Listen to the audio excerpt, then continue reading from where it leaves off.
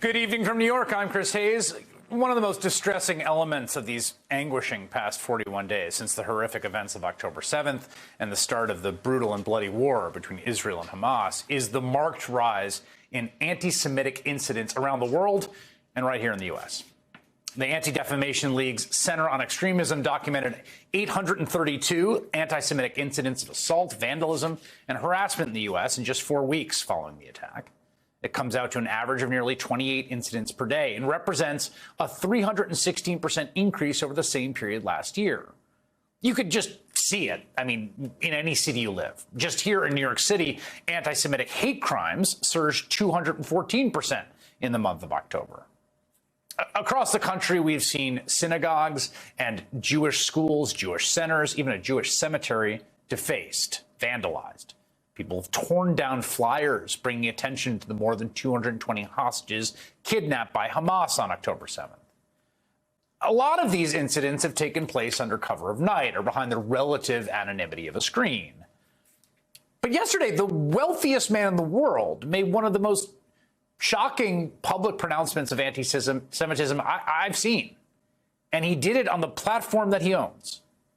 I'm speaking, of course, of Elon Musk, the founder of SpaceX and Tesla, who purchased Twitter last year, changed its name, and promptly managed to lose $25 billion on it. Musk brought his hard-right views to the platform, where he elevated the most loathsome offensive bigots. He welcomed back outright and avowed neo-Nazis who'd been banned from the website. He's defended white supremacists, complained about racism against white people. He compared Jewish billionaire George Soros to a Jewish Marvel supervillain. With Elon Musk's attention and encouragement, those with the most despicable views have essentially taken over the platform now known as X. This is a man with enormous power and influence well beyond the internet. He's one of the most powerful private citizens in the world. Just yesterday, Musk attended a cocktail hour with Chinese President Xi Jinping that followed the bilateral meeting with President Joe Biden. Musk also has the ear of top U.S. officials who welcome him like royalty anytime he descends on Washington. And so it's this man who took to his website yesterday to endorse the most violent, dangerous anti-Semitic conspiracy theory. Now, it all began with a person who describes himself as a Jewish conservative, expressing his anger about that recent rise of anti-Semitism. He addresses the, quote, cowards hiding behind the anonymity of the internet and posting Hitler was right, and calls for them to step out of the shadows and, quote, say it to our faces. And that prompted a reply from another user who wrote, okay, right? Responding, okay, say it to your faces. People think Hitler was right. Okay, I'll talk to you. Jewish communities have been pushing the exact kind of dialectical hatred against whites they claim to want people to stop using against them. You want truth said to your face, there it is. I wish I could say this was a fringe view, but is a viled and over century-old anti-Semitic conspiracy theory. Basically, that Jewish people, in coordination with people of color, are a kind of conspiracy to assault whiteness. And in fact, that Jews are behind this conspiracy. This same conspiracy, which has sort of come to be known as the Great Replacement Theory, that Jews are the sort of puppet masters manipulating American immigration policy to replace white people, this has permeated into a large swath of the American right. We saw it in Charlottesville, most infamously in the 2017, where the marchers chanted, Jews will not replace us. It was this view that was the inspiration for the perpetrator of the horrific anti-Semitic mass murder at the Tree of Life Synagogue in 2018. The killer said so himself.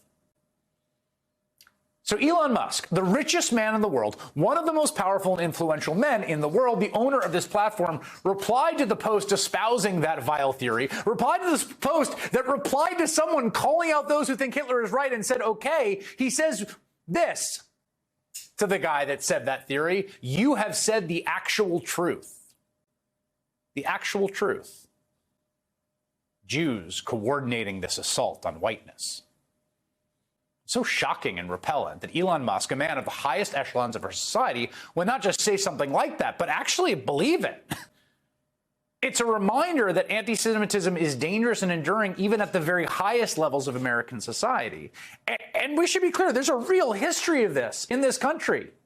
Many notable, powerful American figures through the ages were just rank anti-Semites. Probably the most notorious example is actually a man who's probably the closest historical analog to Elon Musk in many ways, Henry Ford. Of course, Ford was the founder of the Ford Motor Company, the perfecter of assembly line production, one of the wealthiest and most influential men of the earliest 20th century, one of the great industrialists of the world history. And he was also, as many people know, an anti-Semite. But the zealousness, the viciousness with which he pursued that cause of hating Jews, the cause of global persecution of Jewish people, that, I think, has been a bit underemphasized in our collective recollection. It's not an asterisk to Henry Ford's legacy. It's right at the center. In fact, before the rise of Adolf Hitler, Henry Ford was probably the most powerful anti-Semite in the world. This is a topic of Rachel Maddow's remarkable new book, Prequel, about fascist sympathizers in the United States around World War II and those who defeated them. And this past weekend, I got a chance to speak with Rachel for a live episode of my podcast, Why Is This Happening? And she read us an excerpt about Henry Ford's story. He was one of the most successful and celebrated industrialists on the planet. His anti-Semitism was rank, and it was unchecked. He spewed it freely in private tirades among friends, family, close business cohorts, newspaper reporters, or pretty much anybody within earshot. Ford was hardly the only radical anti-Semite in the U.S. circa 1920, but in addition to his fortune and his famous name and his iconic company, he had a megaphone your average crazy uncle theorizer lacked.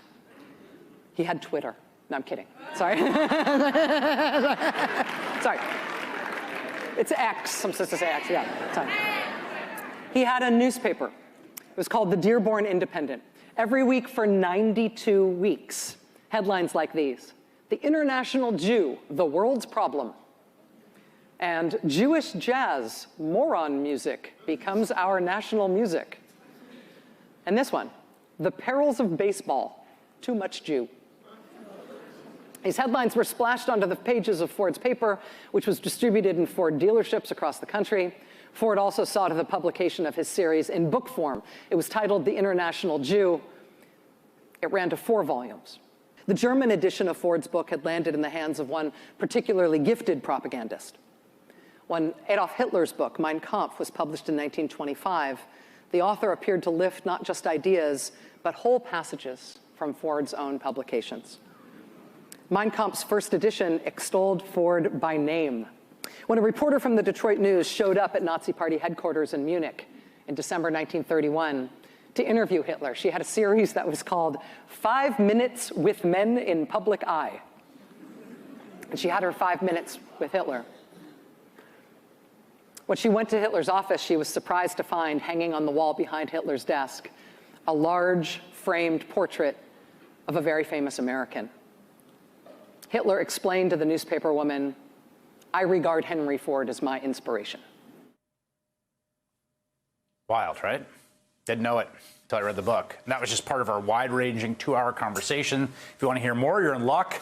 The incredible WithPod episode will be streaming exclusively on Peacock starting this Friday, November 17th. Now, to be clear, Elon Musk is not at the Henry Ford level yet. There are real warning signs emanating from one of the world's most powerful men and from society at large. Anti-Semitism is on the rise. It's real. It's dangerous. In the case of Elon Musk, it is just staring us in the face.